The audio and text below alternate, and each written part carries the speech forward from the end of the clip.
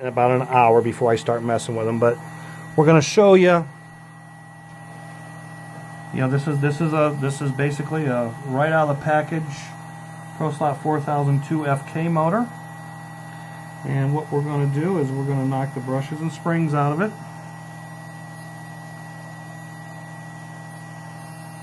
The stock brushes and springs.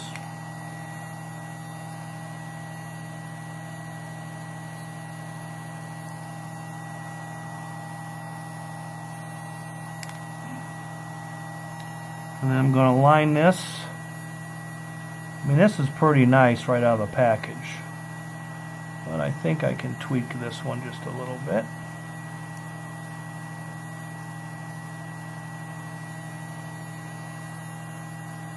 Alright, that's good enough for me. So, we're going to take and radius a set of brushes for it. And again, we're replacing the stock brushes with the ProSlot Gold Dust Group 7 brush. Now, like I said earlier, shorter brush. So on this one, 1, 2, 3, 4, 5, 6, 7, 8, 9, 10, 11, 12. Because what we do not want with this motor is we do not want these brushes out past, and it's kind of hard to see this, but you've got the brush hood ends right there where the X-Acto is, and you can see all this overhang of this brush. We don't want that. We want that brush out here to be even with that hood, even or just a tad bit longer, but we don't want it to stick out past that. Okay, so that's a brush I didn't radius. So this one I took 12. I'm going to check this. And 12 is not enough. So let's go a little more. So we're going to go 13, 14, 15, 16, 17, 18, 19, 20.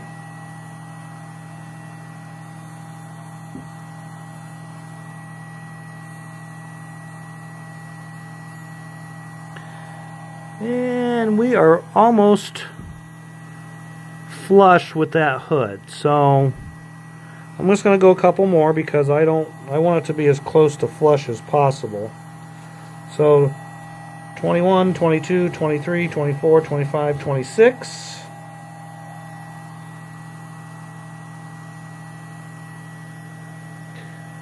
And I pretty much got that baby equal now with that end of that hood.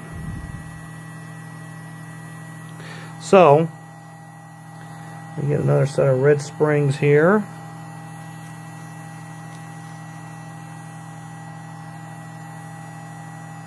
And again, I'm going to show you here.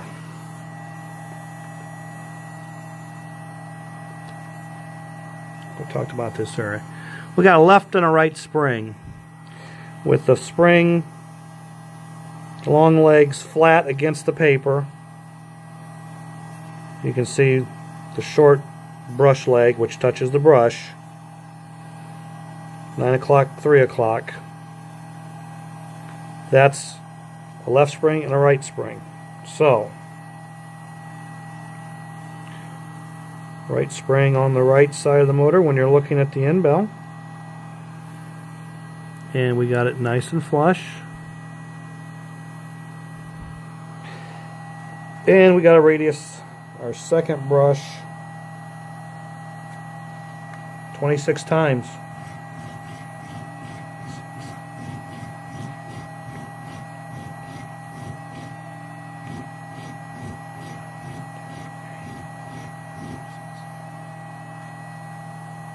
And we're going to put this in the left side, otherwise known as the back side. And as you can see, we're again pretty close, flush with that edge of that hood. And we install and make sure that that short leg's down in that groove that's molded in the brush. And Brushes and springs are installed. Turn it over, it turns freely. Oil on the outside of the cam bushing, a little bit on the inside, and a small drop down here. And we're going to switch out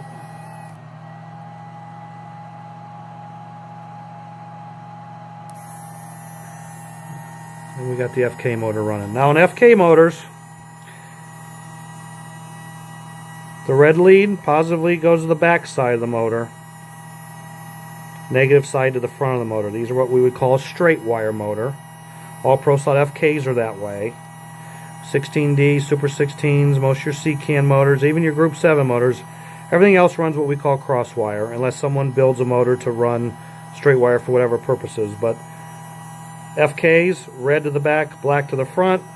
All the other motors, red to the front, black to the back. Okay? So, we got that running in.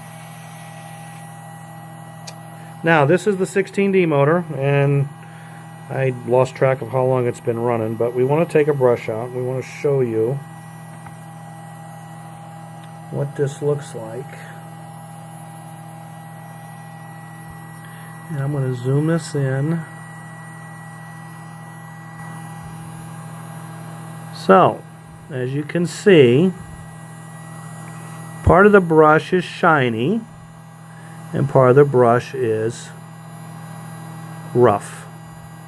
It's rough up there in that upper left corner, smooth down here in the center, smooth, and it starts to get rough again down there at the bottom because it's not fully cupped or seated. It's not fully, it's like kind of like this right now, and it needs to be more like this. So that brush, I don't know if you can see it better. Yeah, you can see shiny and rough. It's not fully seated. You want it to be shiny like it is there, top to bottom.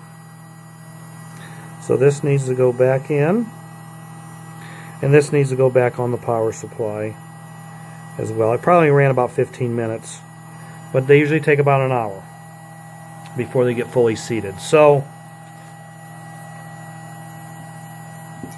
again, it's very simple and easy to change brushes and springs. And even if you don't have a radius tool, I know that ProSlot sells brushes that are already pre-radiused. Maybe they cost 50 cents more a pair. But a radius tool like the Turtle, you're going to spend upwards of 40-50 bucks for a tool like that.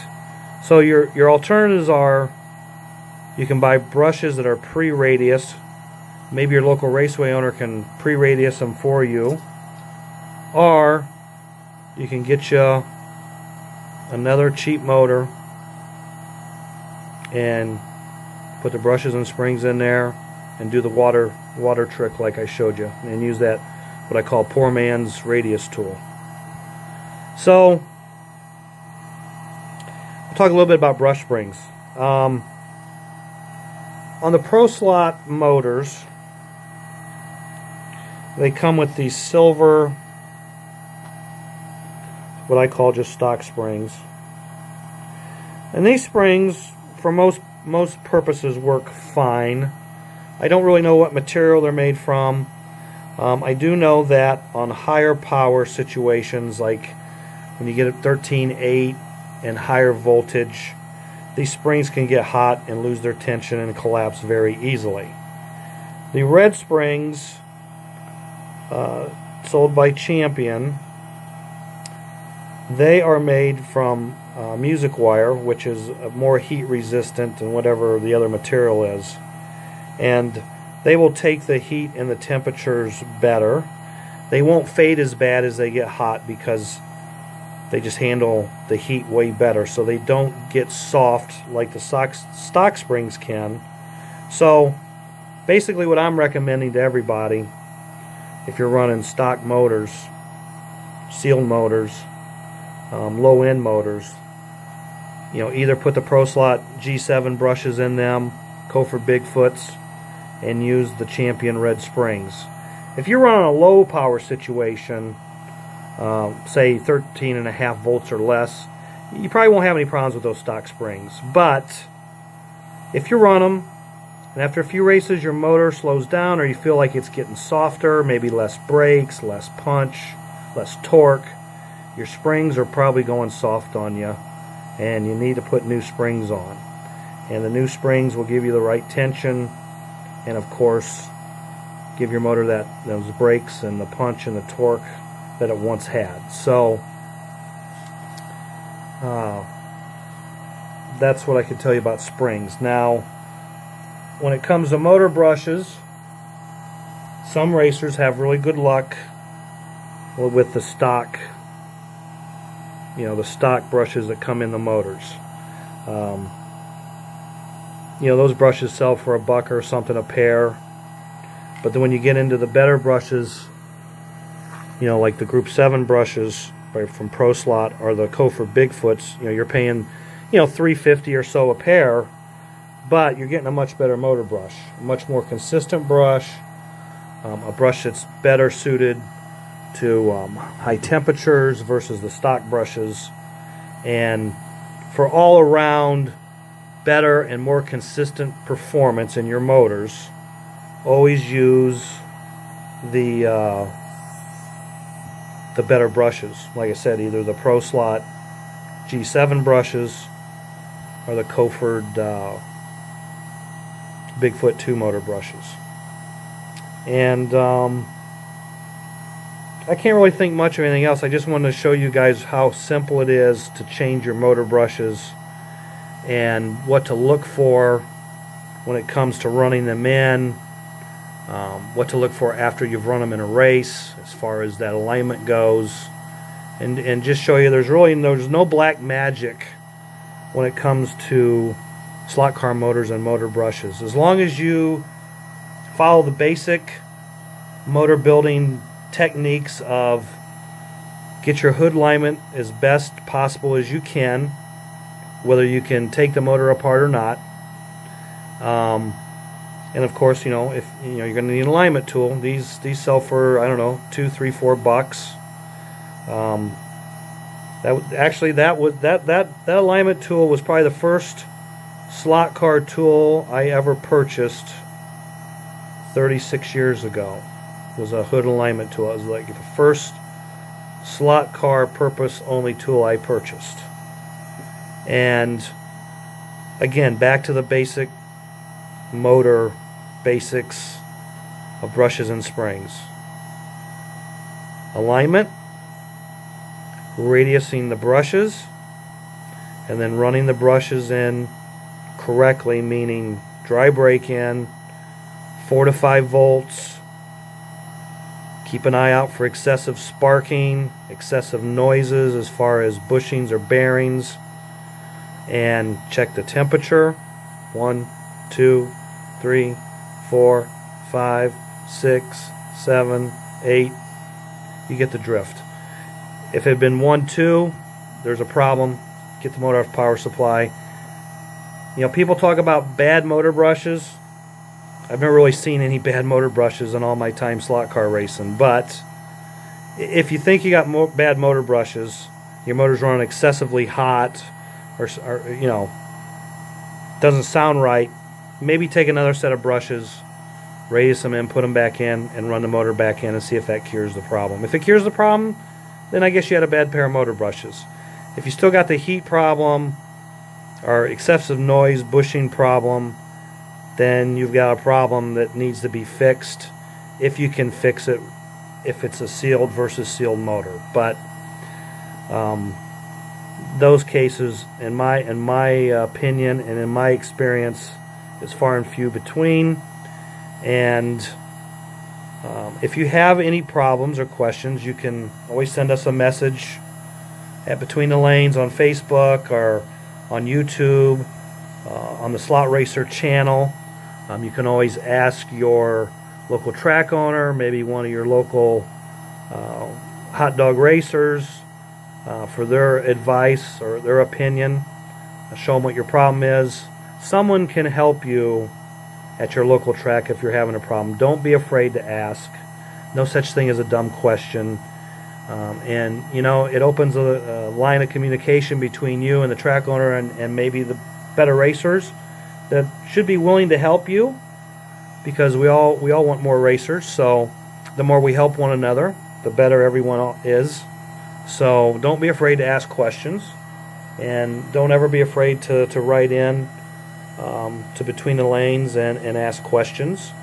Like I said, we're on Facebook and we're on YouTube, so don't be afraid to ask. But again,